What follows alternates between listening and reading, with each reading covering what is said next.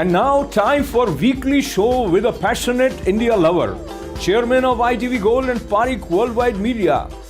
Get ready for loving sharing from physician, philanthropist, publisher, and India advocate in this week.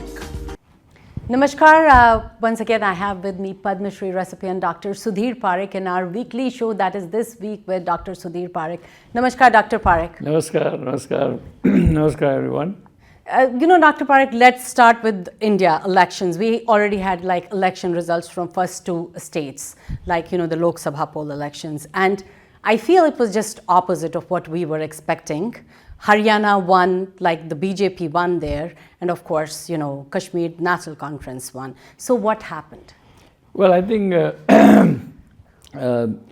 Haryana, still I think the results are not finalized by Election Commission yet. Mm-hmm. So they will be doing tomorrow, if I read correctly, the news. But it is kind of surprise because in the beginning, everyone, the counting was showing that Congress was ahead of the game, ahead of the seats, but then all of a sudden it changed.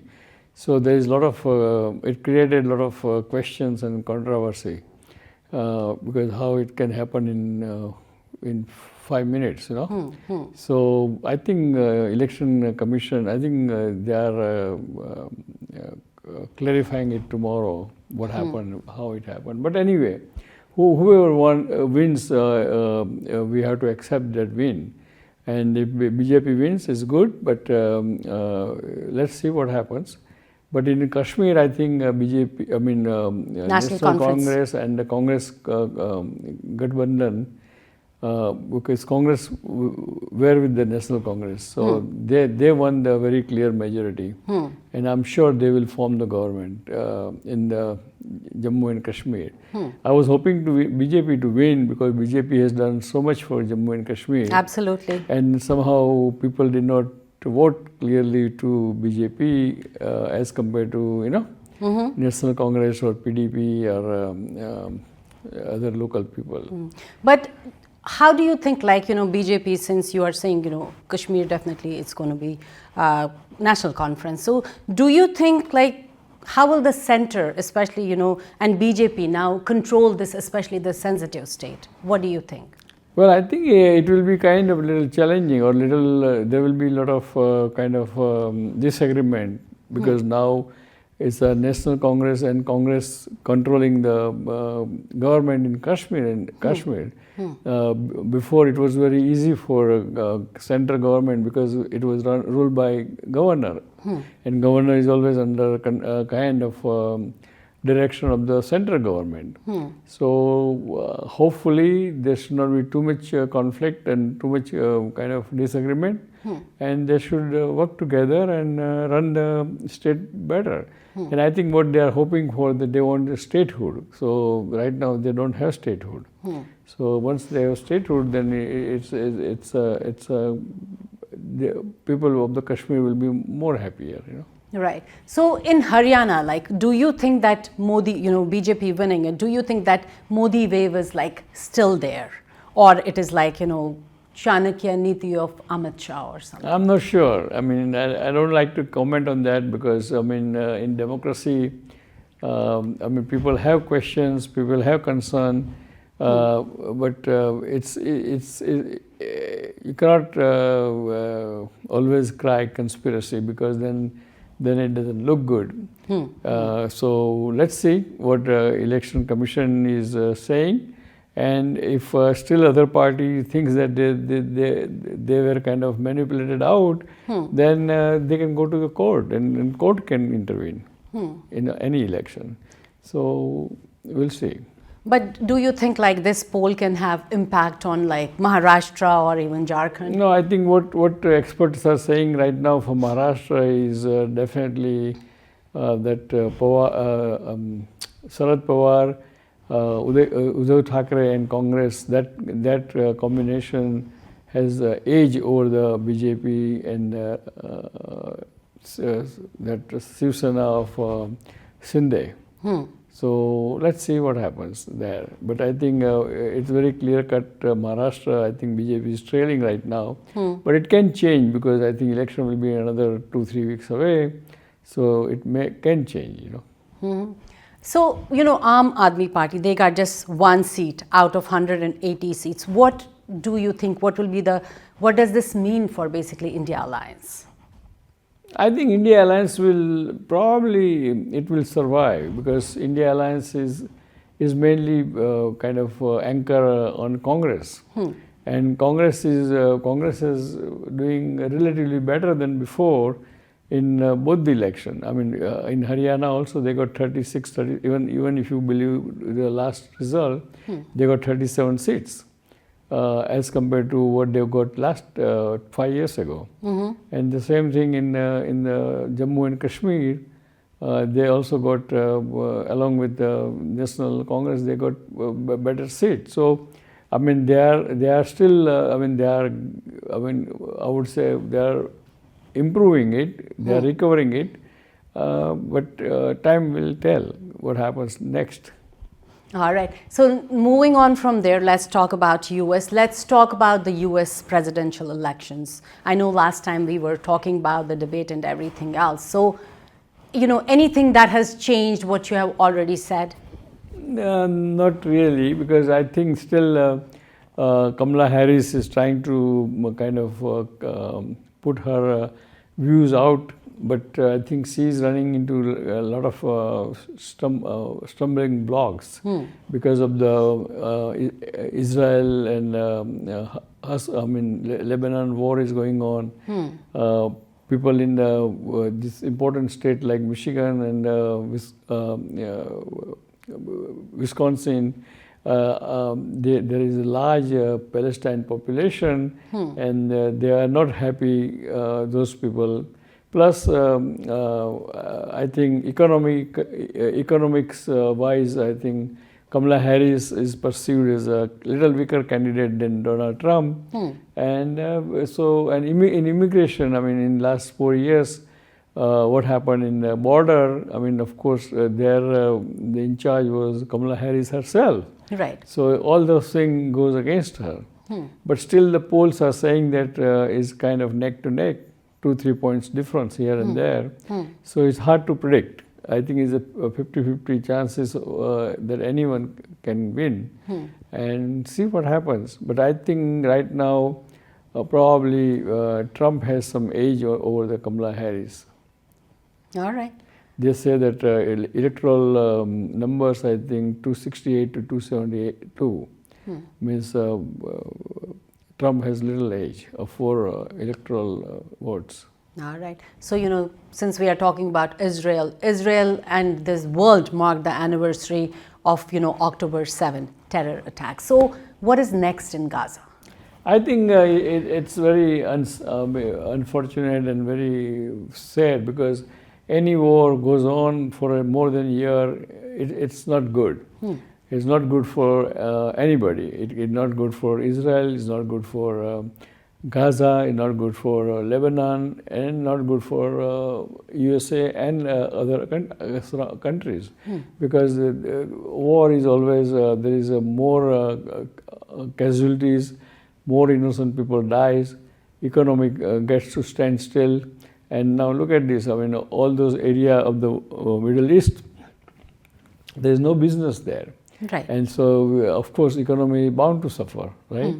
So I think there has to be some kind of diplomatic solution to this thing. All right. So now let's move on to our rapid fire round. And my first question is from Raj. Raj wants to know, has BJP found a solution to anti-incumbency problem? Yes or no? Well, anti-incumbency problem is a real problem, and any government who is in the ruling situation for more than so many years, by like 10 years, there will be some anti-incumbency problem, and they are trying to find a solution to it by replacing the chief minister who is unpopular, like they did in Haryana, they did in Gujarat. So by that they are doing it, but how much it can be successful in some extent, and in some extent it's not successful, because it all depends upon the local issues of the state.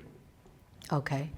So the next rapid fire question is from Nirja. She wants to know, with the national conference winning, is the J&K statehood going to be delayed? I don't know, but I think eventually center has to give them statehood in order not to have conflict and infighting unnecessary, and there is no reason why not, because now the 370 is removed.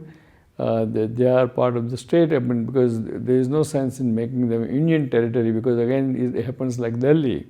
That who controls what? Then who controls security, who controls police, and who controls. So it's better to give them statehood. That way, the people of the state are happy, and they can go about their business and do the development in the state, and get more employment and so forth. And Sachin wants to know, are the J&K polls high participation rate and now results a reinforcement of democratic principles in India and a slap on the rhetoric from Pakistan, including their recent UN speech? Yeah, I think so, because as we can see that after removal of 370, everybody is back to because everyone basically likes democracy. So they always prefer democracy over autocracy. So I think now an election shows that there is a very high number of people voted. So that shows that people believe in democracy, and they want to say into the democracy and how their state can develop, and what they want and what they can get and everything. So I think you are right. Then it's a good thing that this is people wants democracy, and they're going to stay in democracy, and this strengthen the whole union of the Kashmir and Jammu into the India. All right. Alka wants to know, with Israel making its own bold moves and not listening to Biden, create a foreign policy issue for Kamala Harris campaign? Yes, of course. So if this next 4 weeks, if Israel does not stay in kind of under control of USA, then Kamala Harris has negative effect on that, her elections, and she may lose. So I think hopefully Israel should not do any drastic thing for next 4 weeks, and I think Biden is conveying that message to Israel. And Israel is listening, because they also have interest that who can win. And Biden has supported so much to Israel. So I think that's their kind of obligation to make sure that they listen to Biden. Next question is from Shreya. Shreya says, with New York City scandals indicting Eric Adams and claiming many of his close aides, is this impacting his credibility to operate effectively as the mayor? Of course. Whenever someone gets indicted criminally, and all other surrounding his co-workers or colleague gets indicted, it means it does affect their working situation. They cannot function 100%. They're always distracted with all this legal process and the legal things. Rohit wants to know that India aggressively going after a win in the second test cricket test match against Bangladesh after 2.5 days were lost to the rain. So what is the most important in sports, team performance or team attitude? I think team performance is most important, and of course team attitude also has a lot of role into it. But team performance is number one over the team's attitude. And Bindu wants to know, are interest rate changes going to impact local real estate positively or negatively in near future? I think it will impact positively, because once rate goes down, the affordability of the people increases. And so I think, I'm sure in next 2 years, rates will be down to almost 3% Fed rate. So it will be half than what we have now currently. So obviously, a lot of people can afford to buy houses, bigger houses, larger houses, and so forth. All right, so now the next question is from me. I want you to give the tips to people, especially we have festival season here. You know, Diwali is coming, then of course Thanksgiving, Christmas. So what kind of tips as far as health is concerned people should follow?